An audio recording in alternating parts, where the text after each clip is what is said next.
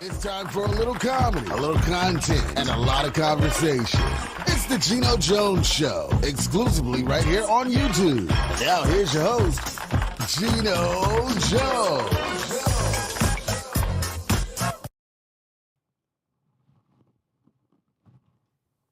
Hey, what's happening, everybody? If you're watching me live right now, you got a notification because I know those who subscribe to my channel, you're saying, wait a minute, Geno, it's about 3.5 hours early, almost.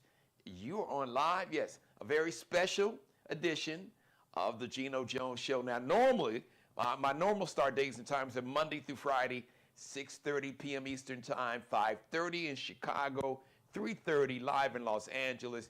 And I will be back on. My regular episode will be on today, Wednesday, 6:30 p.m. Eastern. But right now, I have a special live edition.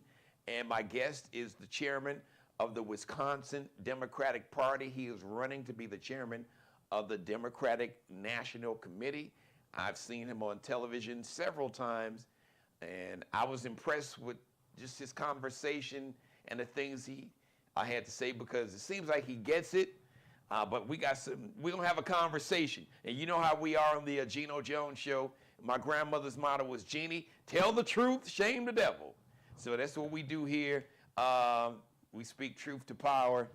And without any further delay, ladies and gentlemen, let me bring my guest on, because I know he's short on time, and I want to thank him for coming on the show. Ben Wikler, the chairman of the Wisconsin Democratic Party.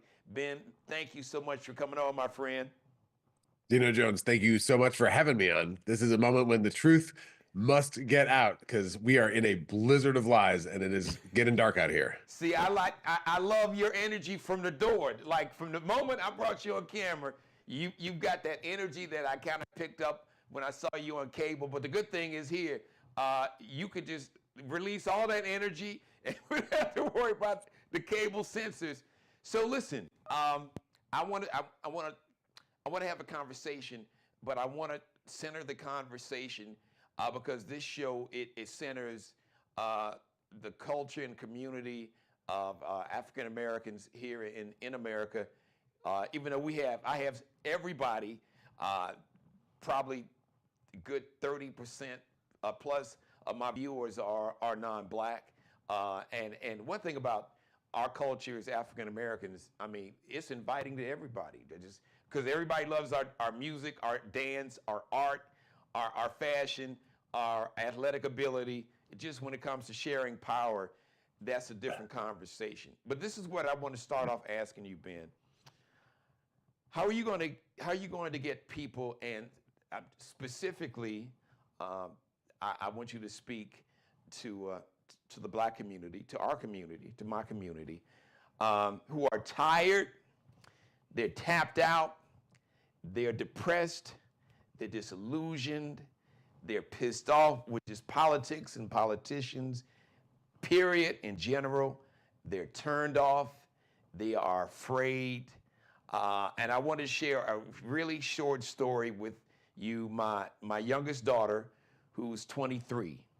And I said, so Allie, I've got a man that's coming on the show who's going to be running to be the chairman of the Democratic National Committee.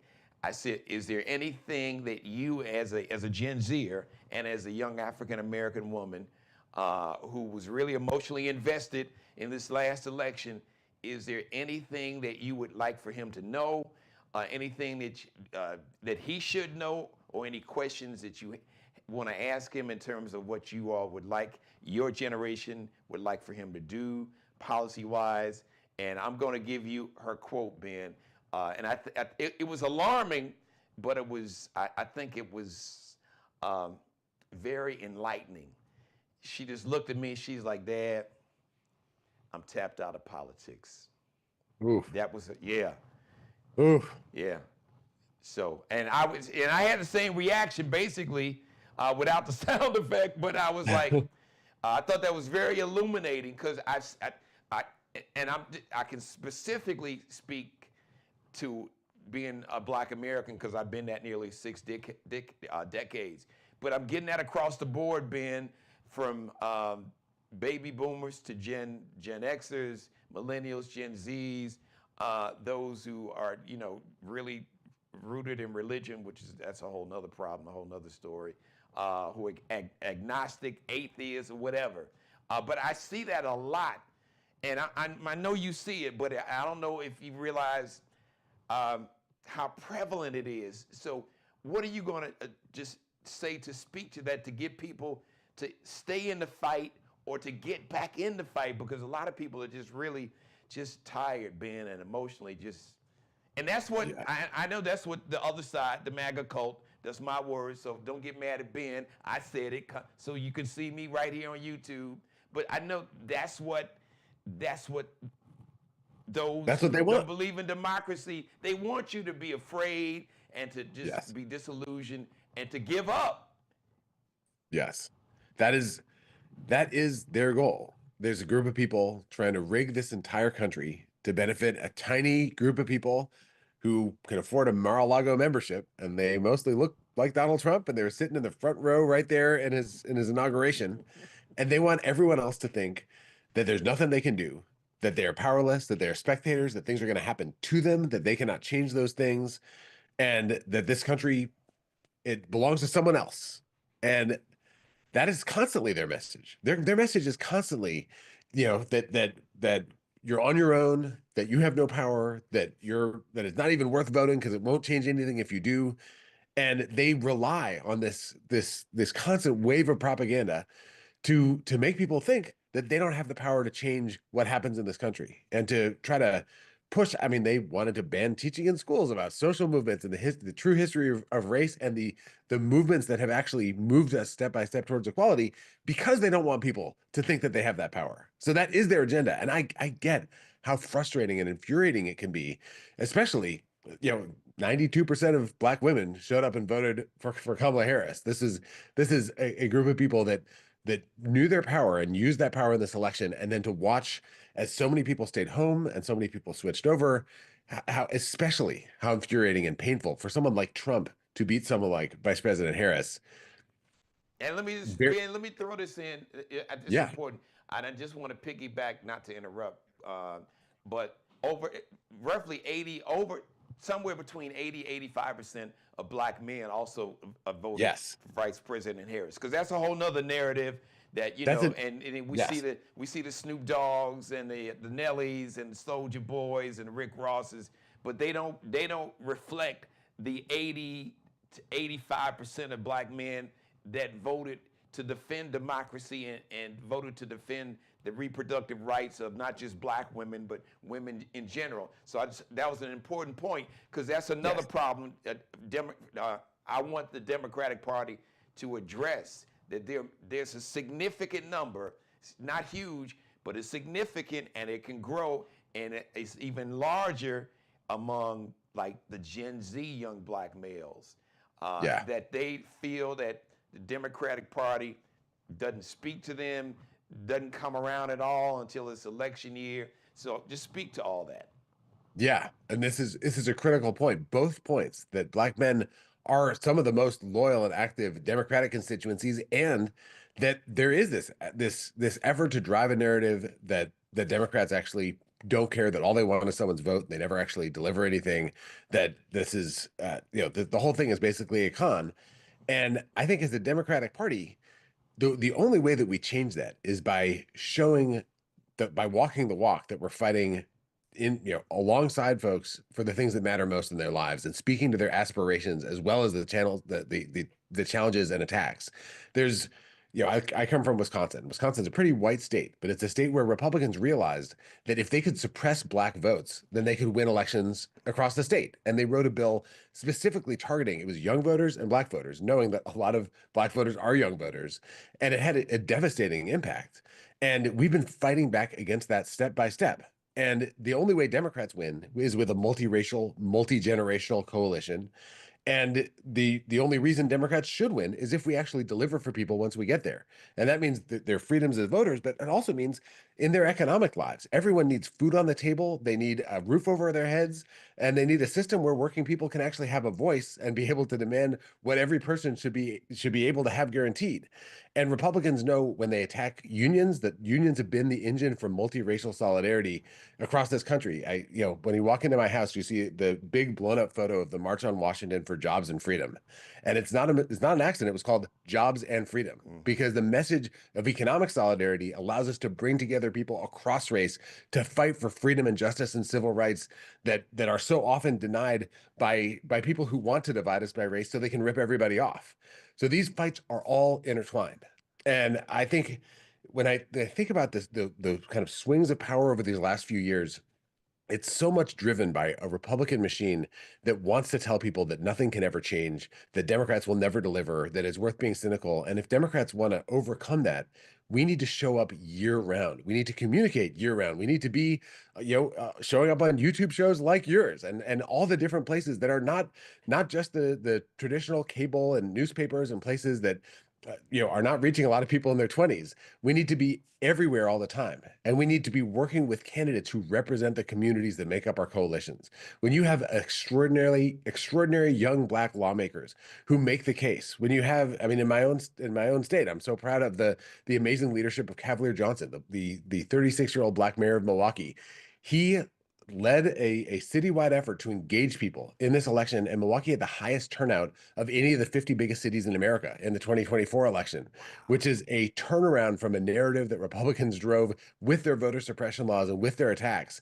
The only antidote to despair and this feeling of powerlessness is to do things together that we can see make a difference. And my goal, if I'm the Democratic Party chair, is that we do show up, that we show up long in advance of election when there is no election coming around to talk about the issues that people actually care about and engage them and ask them to step up, to be able to run for office and be able to be part of this fight.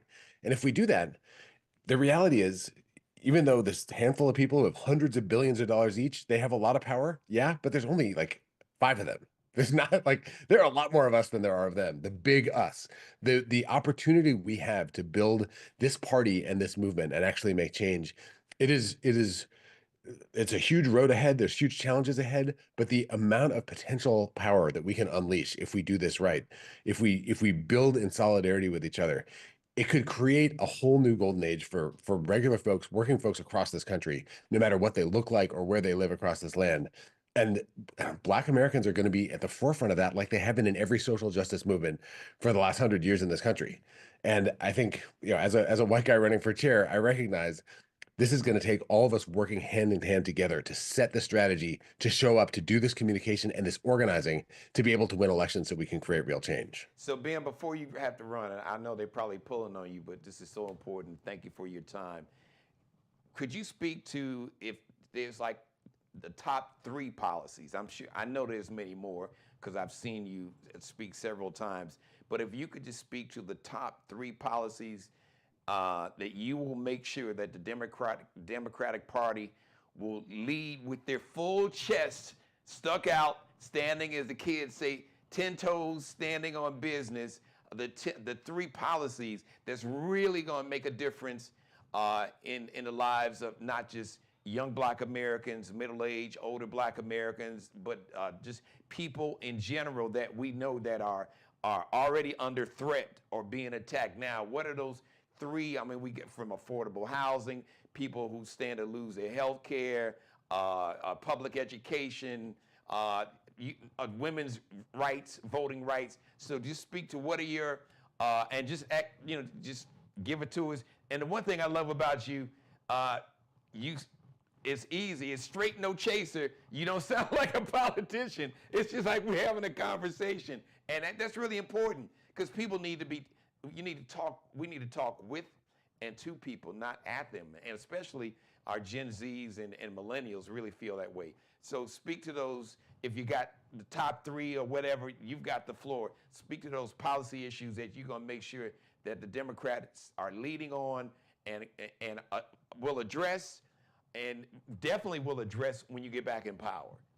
Yes. So the first thing to know is that the soonest, most powerful Democrat in America will be current leader, Hakeem Jeffries, next Speaker, Hakeem Jeffries. If we do our work right, if we elect Democrats to the House, he will become third in line for the presidency in January of 2027. And he, as the leader of this party, will drive forward. He'll put the bills on the floor. And he's been very clear about what those bills are. So it starts with the bedrock of the power of the people in this country, which is the vote.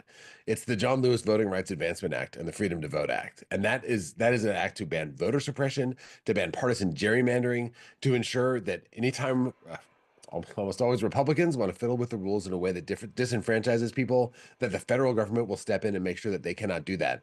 And that opens the door to everything else that has to happen. That is H.R. 1. It's the first law that goes through. And it is in the backdrop of a decades-long assault on voting rights that has targeted Black voters relentlessly ever since the Civil Rights Act. This has been the right strategy in the North as well as the South, all over this country.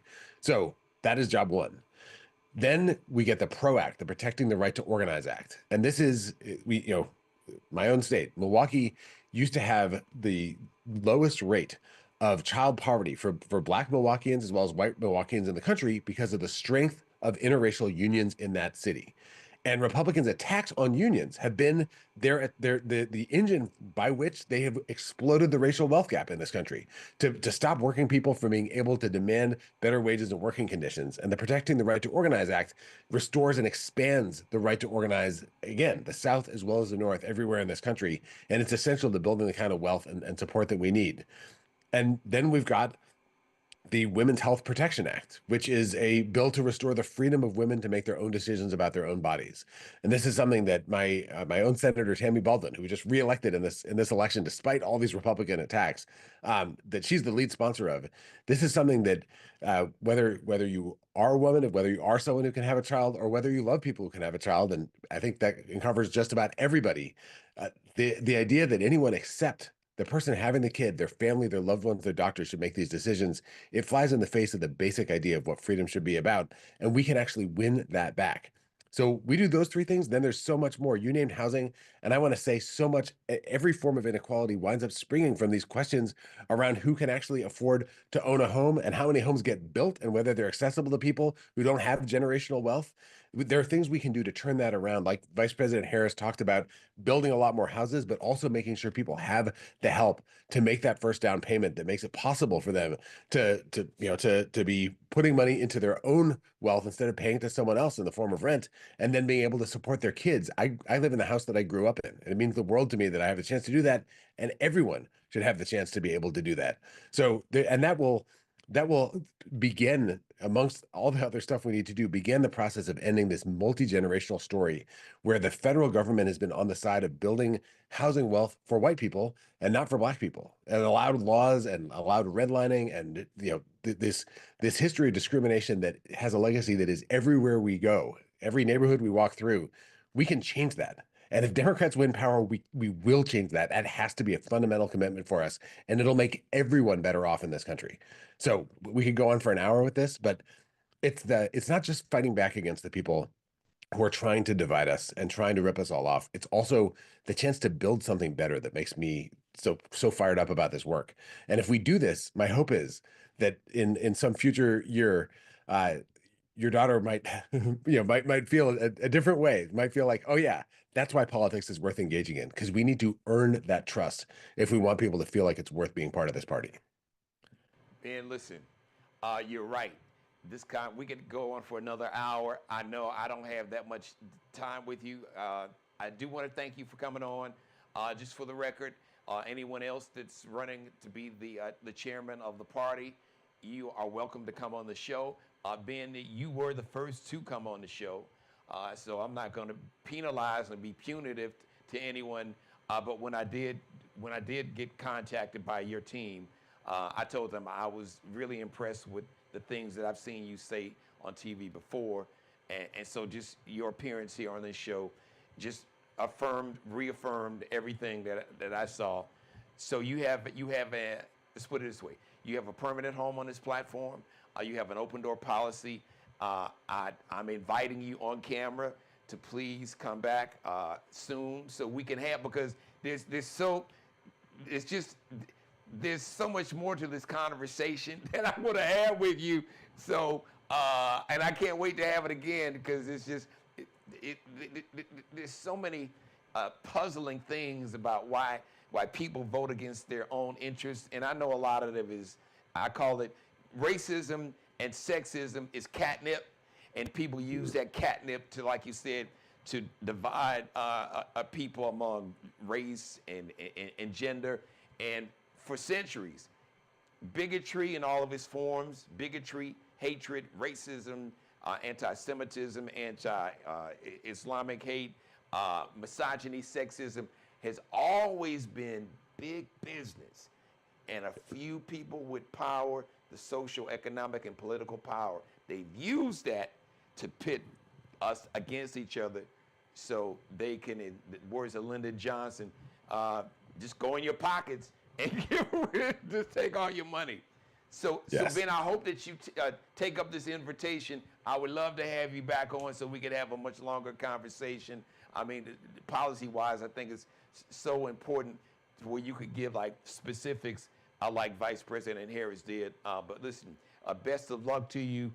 In closing, before you have to run, if there's anything that you didn't cover or any specific message that you want to give to those who are disillusioned or afraid or just tapped out, what would that be? Well, I understand, and I know that I can't understand for so many people what they're experiencing right now. And I know that if the Democratic Party wants to earn people's support, it needs to show up in a different way. And that'll mean working, frankly, with different people, working with people that understand all the communities in which they're working. We should be working on a year-round basis with consultants, communicators, and political operatives, Black political operatives, folks who understand the Latino community, folks who represent the full coalition that could allow us to win if we can all find the path to working together. And that work needs to start not right before an election, but right now in 2025. And it needs to involve actually fighting along the way for the things that show who we are and who we're for, that this is not a game, that this is people's real lives, and that the way we talk about it has to reflect not what's cooked up in some lab or some poll or some focus group, but the way we actually communicate with each other when the cameras are off and the lights are off. We need to show up in that way if we want to be authentic and honest and real about what's at stake here. And I think we need to build a party that can do that and that can engage millions of people who might feel like politics is the last thing they want to think about, but also know the stakes for themselves. If they want to be free, if they want to have opportunity, if they want to build the kind of lives for their kids, if they aspire to have kids that they were maybe able to get, that it's going to take all of us in this fight. And I'm just so grateful for the invitation to join you today and the voice that you bring to this world and to this work. This is what we need more of, and we need to do it on a year-round basis all across this land. So thank you so much. Well, Ben, I'm going to say this in closing. Personally, I'm really good about picking up on people's spirit, or your spirit really is, in a non-theological standpoint, the spirit is just the energy that you release. We all have energy. We all have a certain spirit. Some people can walk in a room, they have a positive spirit. They walk in a room, it's like someone turned on a light switch or open the blinds and sunshine comes in. Some people walk in a room and it's like an eclipse and it gets dark. And I got a pretty good bullshit barometer. But one thing I must say, in all honesty, and I picked it up when I saw you on TV, that it's pretty clear to me that your heart is in the right place. You've got a spirit of compassion and empathy and humanity, which is something that we all need to tap into, but specifically those in power, because there's a lack of humanity. It's like humanity is not cool. It's, you're less than a man if you have compassion and empathy and humanity, which is bullshit. Those are my words. But I do want to thank you for coming on, and please, and I want to invite you to take advantage of all media, but specifically Black-owned media. It's a powerful resource, and it's untapped, under-resourced, and underutilized. So that's a mistake the campaigns have made in the past for a lot of different reasons. But take advantage. Black-owned media, from Roland Martin's show, and I know your team said you're reaching out to them.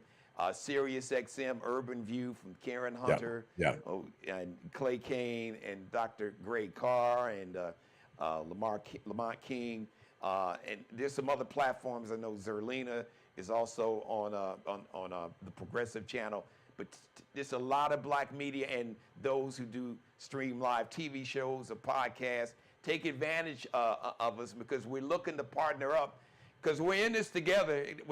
And in closing, Dr. King said, we'll learn to live together as brothers, or we will perish as fools. Yes, that's it. So that's 100% it. Thank you so much. Ben I'm so grateful Wikler, to join chairman you. of the Wisconsin Democratic Party, running to be the chairman of the Democratic National Committee. I know I went way over time. I apologize to your team. Thank you, Ben. I appreciate it. And looking forward to having you back on the show very soon, man. Look forward to it. Thank you. All right, that was pretty cool, everybody. Special edition of the Geno Jones Show live with Ben Wikler. So I don't know, what do you think? Listen, I've seen him before on TV several times, and you can pick. I can't speak for everybody, but I can pick up on a person's, on the type of spirit they have, type of energy. I'm not talking about spirit in a religious, theological. Not that. Just like I said, we all have a spirit, energy about us and with us. So, but I love to get your take, your opinion. Please feel free to leave your comments in the comment section. Thanks for watching, everybody. A special edition of the Geno Jones Show live, brought to you by City Vibes Bar and Lounge, 9730 Dorchester Road. Listen, great food, great drink, food, fun, great drinks, DJs Thursday, live DJs Thursday, Friday, Saturday, an incredible Sunday brunch. Shout out to Corey and Kenya Williams. You can follow City Vibes, V like Victor, I, B like boy, ES. City Vibes on Facebook, Instagram, TikTok, and the Crate Group, the CEO, Kendrick Bannister. They got this incredible event coming up, the Gullah Harambe event celebrating art, music, culture, food, and more for the Gullah Geechee community and the Gullah Geechee culture. You can learn a whole lot more about our history, especially as African Americans, because so much of the Gullah Geechee history is directly connected to African American history, because it is a part of it. So this Gullah Harambe event, and the event is free, so you can follow the Crate Group on Facebook, one of the sponsors of the Geno Jones Show. All right, thanks everybody. We'll see. If you're watching me live right now, you will see me live today, Wednesday, 6:30 p.m. Eastern. Thank you for watching a very special edition of the Geno Jones Show with Ben Wikler, chairman of the Wisconsin Democratic Party. Ben, once again, is running to be the chairman, the new chairman of the Democratic National Committee. Subscribe and tune in to the next episode of the Geno Jones Show, exclusively right here on YouTube.